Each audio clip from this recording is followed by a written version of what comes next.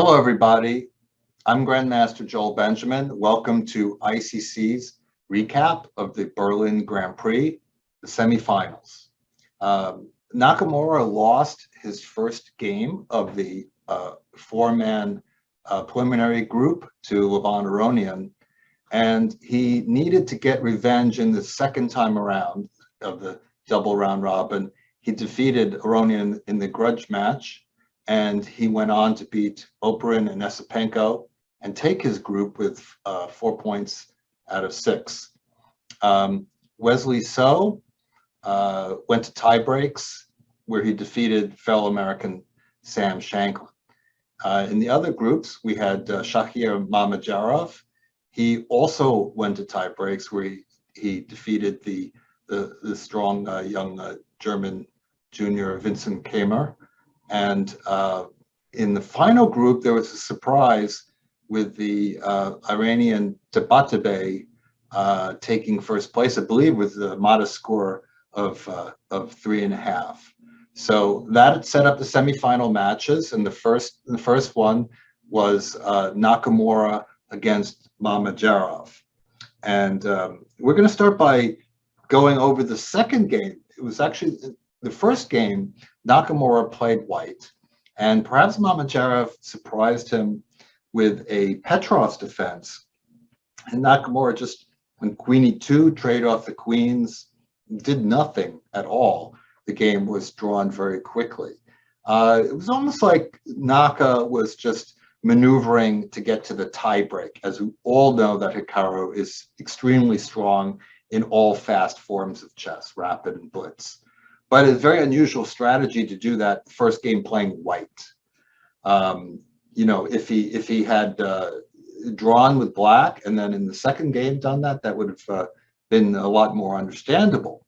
But after that quick draw, he had to face Mamedyarov with the black pieces, and maybe he just felt very comfortable counterpunching. So let's see how that game went. It was a Queen's Gambit. It seems that about like 50% of elite Grandmaster games seem to start out with this very move order. White usually avoiding the Nimzo, and black going back to the Queen's Gambit in the end. And Mamedyarov plays Bishop F4, which is arguably the main line. And they go on to territory, which is not entirely new.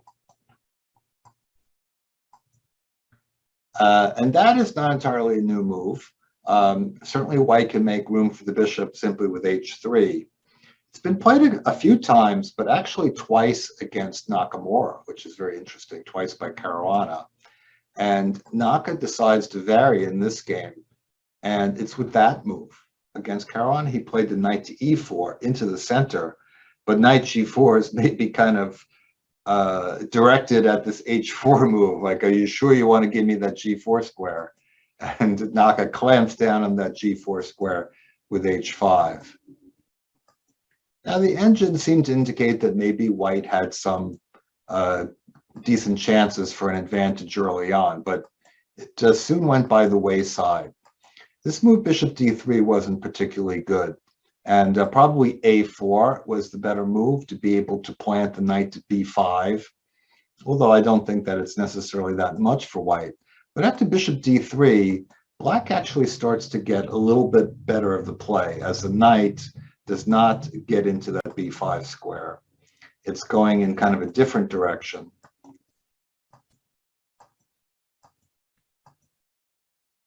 All right, can't allow queen h2 mate, of course. And then here, the engines say queen b6 is a way to equalize with queen takes a3, knight c5. For instance, rook takes c5 can be answered by rook b3. That position is kind of unclear. But it's not a very obvious move. Knight c5 is a more human move. But now Naka has control of the c-file, and he could have made something of it by simply waiting with a move like g6. But after bishop takes a4, that just liquidated, and he has a little bit of an edge with the positioning of the rooks, but he can't do anything with it. And I'm not even going to bother with the rest of the game. In typical Nakamura fashion, he played on and on and on. Eventually got down to a knight ending, but with equal material, nothing really happened in that game. So that match went briskly into tie breaks, and that's where it was decided today. And we'll have a look at that now. Okay. So Nakamura is playing white in the first game, and he's perhaps you could call him a little bit of a coffee house player in these fast games. He's not really necessarily so concerned about having a theoretically great position, and it's almost like he's playing a Queen's Indian with colors reversed. But there's certainly not any kind of problems for black. Usually in this structure, this is a structure that we see in what might be called the Yusupov or Zukertort opening, but black has this bishop, white squared bishop, outside of the chain. So really, Mamedyarov gets a pretty easy game out of the opening, and Nakamura plays provocatively by going after this bishop with g4.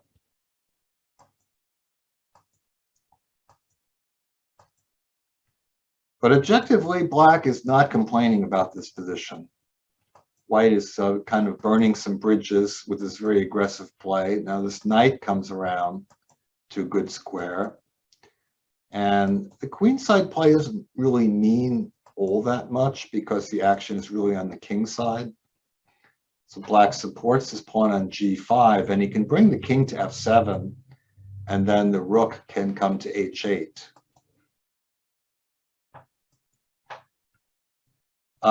Now Nakamura moves the rook again, as the players have, already used up half their time. Knight h4 is a move that white has to look out for, so maybe it was kind of prophylaxis against that. He actually could have had a very interesting move, knight de5 check, because pawn takes actually loses, knight g5 check, king has to go to f6 to defend the knight.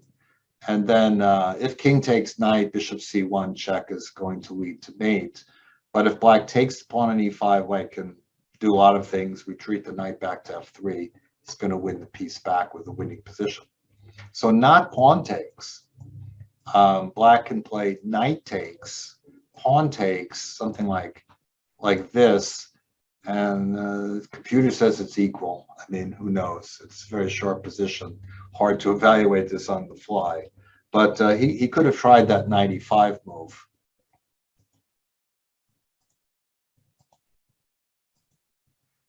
In hindsight, that king should have gone to g8, and it later did so that it can tuck away to h7 after black takes the pawn.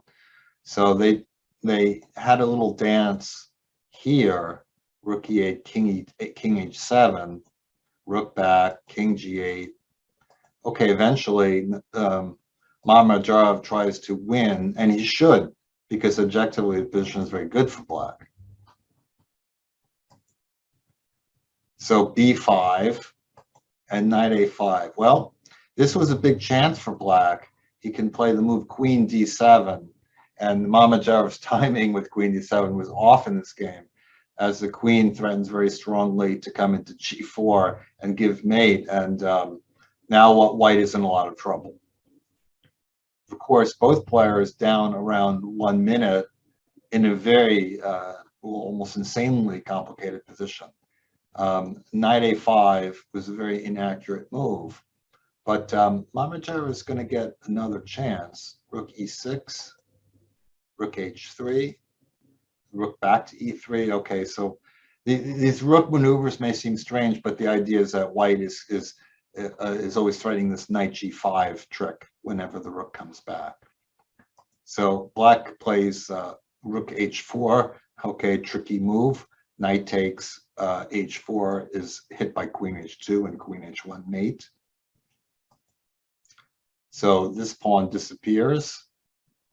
Queen c2, I think, again, white should have played rook e6. It's a very hard position to judge. Rook g4, king f1, knight c4. And this is mistimed. once again, it's a good moment for Queen D7, as the queen is going to come in on this diagonal in the white squares, and that's going to be death to the white king. But he just mistimed. Now Queen D7, but suddenly Nakamura has this big shot, C6. And now knight comes to C5 and creating this devastating pin on the diagonal, and suddenly everything is completely turned around. Queen goes to C7, and of course this coincides with, Mamedyarov running out of time. Bishop just simply back to C1 where it's not hanging, covering F4.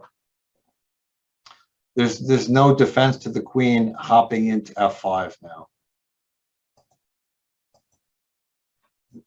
Black unpins, but doesn't make any difference. He doesn't really have any place to go with his rook, and of course there's various sacrifices on G5 that come into play with the knight on G6 that's hanging. There's no move after Queen F5. The game completely falls apart. So disaster for Mamedyarov, going from a winning position to a losing position very quickly, and thus he was in a must-win situation in the second game. He actually wasn't even that far from it, but he did not get there in the end. All right, so let's see. He goes for C4, and C4, actually Nakamura told me in an interview for the book Winning the World Open that in the World Open, if he wanted to win, he would usually play E4, C4, or C4, but of course, as E4 got the theory got very played out in the E4, E5 openings, he thought C4 was really a good winning move. And that might surprise people, but the idea is that it is for it to be less of a theoretical game, a game of opening theory and just one-on-one. But of course, there's opening theory everywhere, and there is here too, the C6, which is a pretty popular way of playing these days.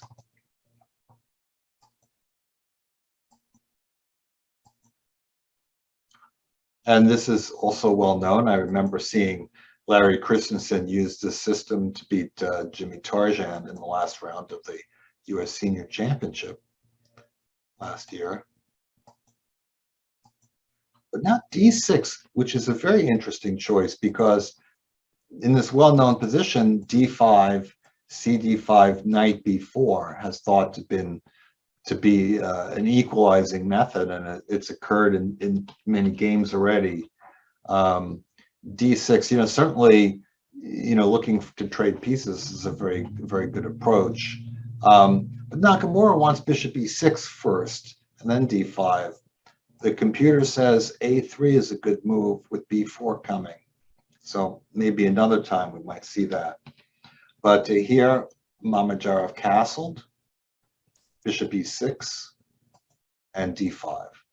So Black is looking to trade stuff. Here, Knight G5 was possible to try to get an unbalanced position. But even with a simpler capture, Mamedyarov still got drummed up some play here. Now Knight F6, Nakamura took some time on that move. And he ultimately decided, he wanted to kind of force things, try to get some exchanges, try to get the queens off. Now, White can trade queens and double pawns on F6, but it's not really going to do very much. Those pawns are really not that vulnerable. It's Black's minority side of the board. He doesn't really have to need to do anything with those pawns. The Black queen side majority is healthy. So better was Knight G5. And now Nakamura got a queen trade in, but the bishop came back to C8, so now he's going to have to work his way back out. Okay, he's kind of threatening H6, so Shach Mami makes some room for the knight to retreat, and rook E8. This is extremely provocative, and really shouldn't have played it. Maybe Knight C7, had to find maybe a different way to come out slowly, because Mamedyarov takes the opportunity to speculate with knight takes c6, which he absolutely should, given the match situation. Objectively, it may be good. He grabs 2 pawns. He's going to get rooks. He's going to have 2 pawns and rook for 2 minor pieces. As you get into the end game, the rooks and the pawns tend to be stronger compensation. But there's, of course, a lot of specifics involved. And it was here, f3, he went a little bit wrong. It's a natural move. But probably better was e5, and then simply retreat the knight. And then white's going to take one of those rooks, and he's going to maintain the position with the 2 pawns. And according to the engines, a clear advantage, as you know, certainly hard to evaluate on the fly. But the problem with the move f3 was that now Nakamura strikes back with knight g4, and that attacks this knight on g5. So he gains some momentum going the other way. Bishop c1, and even knight e5 is possible here, but he decides to get the bishop pair. He's going to have 2 bishops against no bishops. And already he stabilized his position.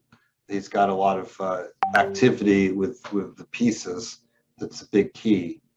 And he's going to do some liquidation of material here. Okay, keep in mind that white has to win this game. And he's looking to maintain winning chances. So he gets that passed pawn, and you know, give it another move. He could be in very good shape. If white could play, say, double rooks and get rook a8 and trade rooks, that would be huge. Okay, when you're playing with pieces against a rook, it helps to have a pair of rooks on the board. The move f5 is very important, breaking open the position, opening for the bishop, opening for the rook. And now black is actually going to be okay. That's a key move. White cannot put the rook in the way because black will take and check and take the rook. So now black has great activity with the rook on the 7th rank, the bishops working against the king, and then one final mistake, rook b7. G4, I think, was necessary to keep the bishop out of h3. Could see something like bishop e6, rook d1, h5. But objectively, white really has no winning chance in the position. The bishops are just very strong and open board. That one passed b pawn way back there is not that dangerous. So in terms of the outcome of the match, wouldn't have really changed anything. But after rook b7, bishop h3, okay, not only hitting the rook, but after rook c1, Nakamura bashed out bishop c5. And very accurately, because bishop g2 check would not work. But now if white takes the bishop, rook e1 is back rank mate. And otherwise, what do you do about bishop g2 mate threat? So Nakamura ends up winning both of the playoff games and moves on to the final. And next we're going to see who his final opponent is as we examine the other semi-final match between, well, okay, a player with a surname of 2 letters and a player with a hodgepodge of letters, Tabatabaei. I love when they throw these tough ones at me, but he's going to be henceforth referred to as Taba, like America's Shaba. He will be Taba. And fans love nicknames anyway, don't they? So starts off with the white pieces. Okay, so now we're at the start of the match, so this is the slow games. And Tabatabaei actually passes up opportunity to play the Nimzo Indian. And h6. Well, when I was a young player, it was known that you don't play h6 in the Queen's Gambit, and you just put your bishop on e7, and you bring your knight to d7, you bring it around. But things have changed. The computers have really pointed out different ways to play. Now they like to kick the bishop, and they like to bring out bishop e6. And when you think about it, it's kind of logical. Black just bringing out his pieces quickly and can often play directly in the center. Here, Wesley So plays a move that's not that common, f3. And the idea is that he wants to preserve his bishop, because after bishop d3, the main idea is to play g5 and knight h5 and grab that bishop pair, which the computers have shown us is quite valuable. Black has the opportunity to castle on the queen side. So f3, the aforementioned bishop d6, which they never used to do. And Black is able to play directly in the center. It's a general rule in this type of structure, these queen's gambits, Nimzo-Indian positions.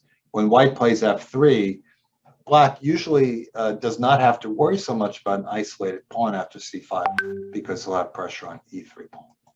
So White holds the line, and Black kicks the bishop into f5. So now we have competing majorities.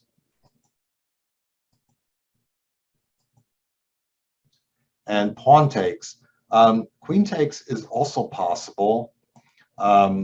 White can possibly even play e4, although it can lead to some complications. Knight g4, knight f4, takes g5. But White can play here d5, and queen b6 check, bishop f2.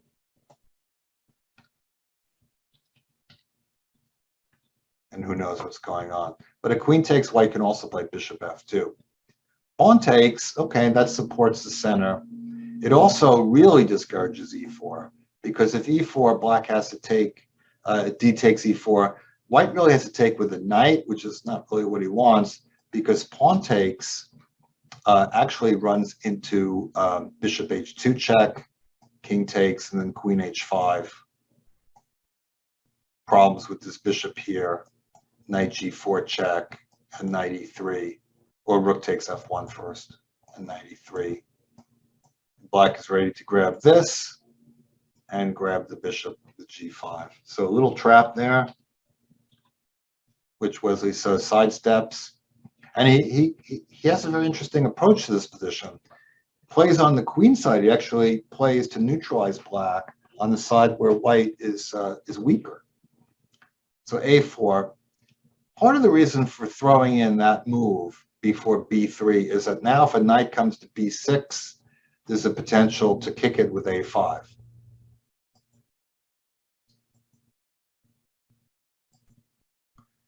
Bishop b4. I'm not sure that I like that move so much, because I don't think Black really wants to give up the bishop. What Black really wants is for that knight to jump into c4, and maybe White should have taken right away on c4 here. He brought the bishop back to e1, knight to b6, queen a2, and now rook f7, takes, rook takes, a5, bishop takes knight. So he ends up giving up this bishop, and that really kind of set him back. I think that he actually should have taken the opportunity to retreat this bishop, maybe back here. Maybe didn't want to let White play b4 and block up the queen side. So maybe that was really kind of the idea, was to proactively and block up the queen side. But the way it went, and ending up giving up the bishop, I think was not ideal. But he didn't want to go backwards. But I think in this position, if Black plays knight c8, this knight is ready to come out to d6, and the position is approximately equal. Instead, takes.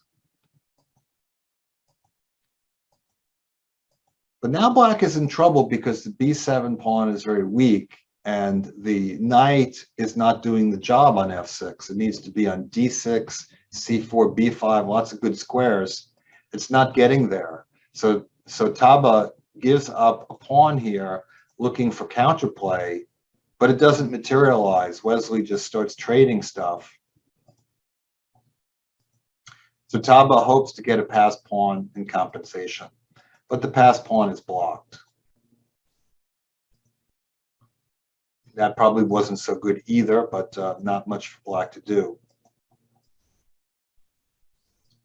Now, So gives a bunch of checks, and then he thought a long time to figure out what to do, put it where he wants the queens. It goes to e6, forcing the king to the middle, and now h4. So this is a key move so that he's able to hide his king when he needs to, and thus the bishop on e1 is going to give a killing blow, and there's nothing black can do about that. The king just waltzes out, and after bishop f2, it's all over. The bishop is getting ready to come to c5. Queen d6 check. Well, we'll see in a moment why that's no good. Queen b4, white goes here, threatening bishop c5. And if queen d6, bishop c5, and white has time to take this knight, king e7, e5 doesn't change anything. White will take the knight with check and come back and stop the pawn. So an efficient win for Wesley So when Taba made some mistakes in the middle game. And it looked like Wesley So was going to cruise to victory. And this, coupled with the advantage that Naka briefly had, looked like we might not go to tie breaks at all. But this Taba is a clever fellow, and he showed on 2 occasions in this match a great ability to provoke Wesley So into positions where he could get winning chances. Now, this was Nimzo Indian. I'm not really a big fan of a3, and I think objectively, when white takes the same-ish approach, he usually doesn't want to put the knight on f3, because in these positions, in the g3 Nimzo Indian, when I'm black, I'm very comfortable just taking that knight without provocation. And here, white has spent a move on a3. So objectively, black should be happy with this position. But that's not really the issue. White needs to win, so he needs to make something happen here. Now, arguably, queen c7 might have been easier. It not only defends the bishop, but after the knight goes to h4, there's maybe more of a threat to take on d5 because there's no knight coming into f5 with tempo. Which is the same. Wesley So got the good position. And rook e1, you know, objectively, these moves aren't really that great for white. e4, okay? You know, the Nimzo Indian pawn drops, as we've seen 1,000 times before. Bishop f1, and he didn't actually need to run back. He could have played b5, and I think Wesley rejected that because of rook b1, threatening not only the pawn, but bishop takes c4. But he can take on d5 in this position. There's some complications, but it seems to come out good for black. And what he did was also okay. He just ran back with the knight. But in this case, at least white is able to open the long diagonal, which at first doesn't look like anything, but it turns out to be something. b5. I like this. This is a principled move. You know, a lot of people think, well, if you need a draw, just play e5 and close it up. But then, of course, white will have lots of time to try to open the position and get winning chances. So it's best to meet the position head on. Knight e3. Rook fe8. Computer says this is a mistake. Black should play rook ae8. These things always puzzle me. This is the explanation. After rook ae8, rook e2, which was not played in the game either, but this is what the computer says. Bishop b2, and then there's sort of a natural move. Queen takes b5, bishop takes e5, rook takes e5, rook b1, queen goes back, rook b1, rook b2. Okay, in this position, black can play, for instance, bishop c8. Nothing happens. But if the rooks are reversed, if the rook is on a8 instead of f8, then black is actually lost. Bishop c8, white can go bishop b5 and bishop c6 and get the rook in the corner. So that's a funny variation, right? But in any case, he played bishop b2, which, okay, allows black to take a pawn. Takes. And now Wesley should play a simple move. Bishop b6 is fine. Queen e6 is fine. Both cases, black is no worse. So he's up a pawn even. It should be okay. But Wesley So had delusions of grandeur and thought he saw a big shot, knight h4. He just played without enough consideration. I think what threw him off was he was maybe focused on the queen move, because white has an idea that after knight f3 check, king to the corner, the rook will be attacking the bishop and maybe neutralize the discovered check. But the problem is he just missed that there's this trick with queen c3 at the end. I mean, I would be very, very focused on this long diagonal if I were black, but this loses queen g4, h3, the bishop drops. And we see the same trick on the next move, queen g4, queen c3, still knight f3 check doesn't work. So black had to kind of tap dance, but now we just put the knight on h4 really for no reason. It doesn't get to f3. And black is retreating in confusion, and white is just coming through the center. Now, it may surprise people how fast this game ended, because after takes a4, that's it. Wesley So just gave up. And it is a little bit of a fast resignation, but the black position is just a complete mess. The two bishops are crushing. White has pressure on f7. The a pawn and c pawn are very weak, and white is very close to making a queen. It is a completely winning position, although it was a little bit stunning to see such a quick resignation. I think Wesley So was just so upset about how he gave away that game, and sent the match into tie breaks, which we're going to see next. All right, in the tie-break round, Taba started with white. And, he's a very practical sort of player. And, he came out with a tricky opening, which, is not unusual for a 15-minute game. And e4, objectively, I'm not sure if that's so good for white, but leads to a lot of complications. And a6, after a couple minutes thought, that's actually a novelty, and it's a very provocative move. Instead, bishop d7 is generally played. Position is probably close to equal. But this allows white to kind of get a nice build-up. e6, and now the knight can jump into e4 and d6.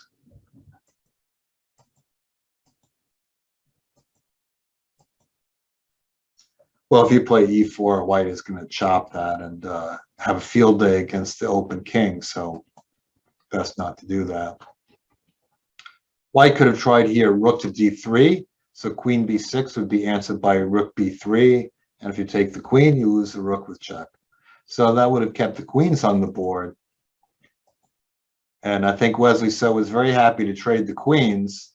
Objectively, it's a bad position. The computer says white is winning, but it's not that simple of a winning position. Black is very much kicking, and there's that potentially dangerous pawn in the middle, but black has hopes of, mobilizing all those center pawns. And c4 is trying to keep those pawns from getting too far. Knight h6, and apparently white should have taken the knight before that knight comes into the center. But Taba probably felt his bishop was strong, working in the dark squares. But it seems that he's lost most of his advantage. Also, another issue is that the d6 pawn maybe is in much more danger here. And black is really kind of out of the woods. He loses his pawn, but now he gets moving with everything else. He starts to get the pawns forward. And the engine says equal. I think at this point I would prefer to be black even. I think that he has all the momentum on his side.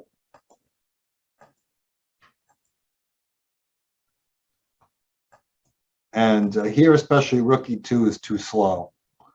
He needed to get going with the queenside pawns. Now black is getting ready to take the pawn on d6, and on knight d4 check, he can retreat king d7. So the pride and joy is about to disappear. Now he gets going with a4, but now Wesley decides to remove these pawns on the queen side. He could have also taken the pawn on d6. Also was good. And finally, that's a big mistake. That allows black to take the pawn on d6. He should have played knight h2 to try to look for counterplay with knight g4, and objectively he's still not that much worse. But now the pawn goes. The big key is bishop f7 check bishop d5, idea to block the file. The bishop is coming anyway, and then it's just technique after this. The a pawn is neutralized. The king goes and blocks it. And black has this armada of pawns to work with. Wesley plays this very carefully.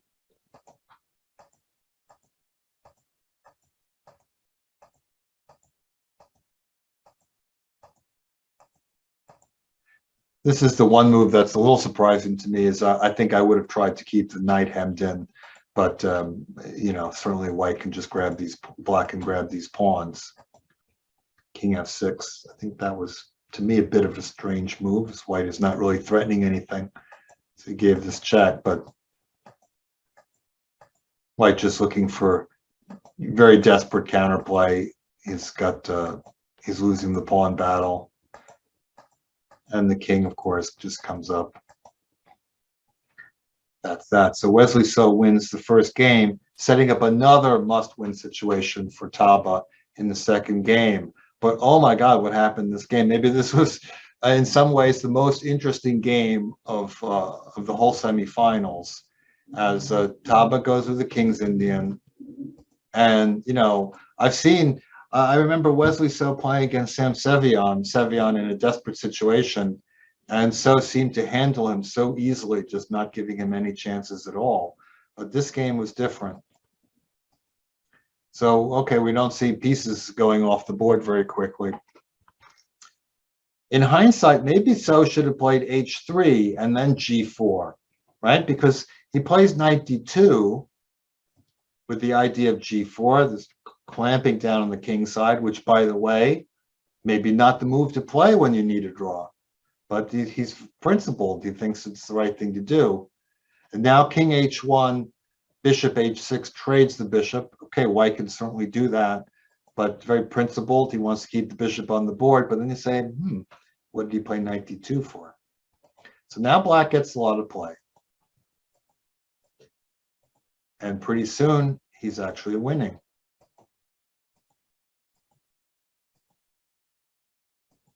And this is where it is. He plays bishop h3. What a natural move, right? But if you could pick the bishop up from the board and the queen capture on h3, that could be something. So what he should have done is he should have played h6, hitting the bishop. And the idea is you want to kick the bishop back so that you have this spectacular move, knight c4, followed by this spectacular move, bishop d3.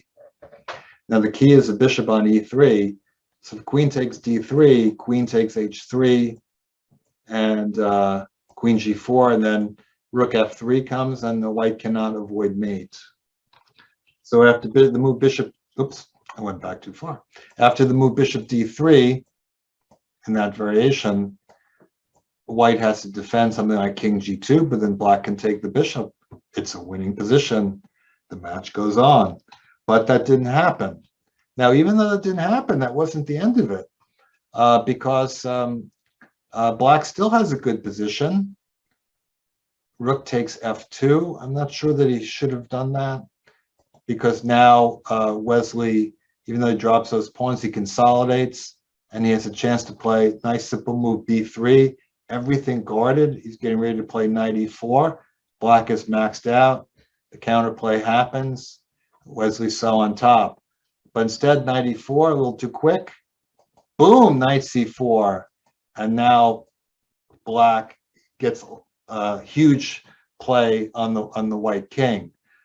Now, there was a possibility of playing bishop b5 here, with the idea that if Black takes it, then to go bishop f6 check, creating a hanging bishop on h3. But even that, Black is going to get some winning chances, I think.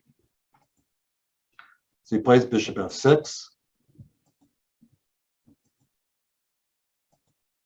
So now we get to this situation. Okay, white is up in exchange, but Black has grabbed some points, got 3 pawns. That's really too much for an exchange. Normally, that's advantageous, maybe even winning. But Wesley is able to battle back. Possibly the bishop should have even gone to f5, and maybe even here. He needs to consolidate the position a little more. All right, computer says bishop h3 here. Bishop h3, and if takes, queen h6 gives a lot of counterplay. After king g1, queen f5 is not really the most efficient, because Black is not guarding his position that well. I mean, knight e4 looked kind of attractive, but really what Black needs to do is just kind of guard his position. I don't think that really the queen trade is ideal, because now Black has to worry about this rook hopping around. But he's still in good shape if he plays the move king g7. He can walk into the pin because he has h5 to defend it.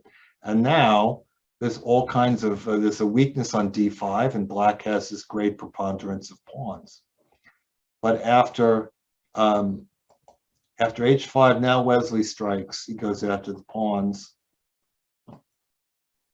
Now, if bishop c8, white has the same kind of trick. Bishop h8 takes a6 is in the game. By the way, this is all Black can do. Everything else is losing. This is the key move. And because of this pin, he's able to do that. Now the game is still very tense. Black bring the king over because white is getting ready to make a queen. But Black has so many pawns. But also Black is running out of time. They played king e7. I thought it was slightly strange. I would have played king e6.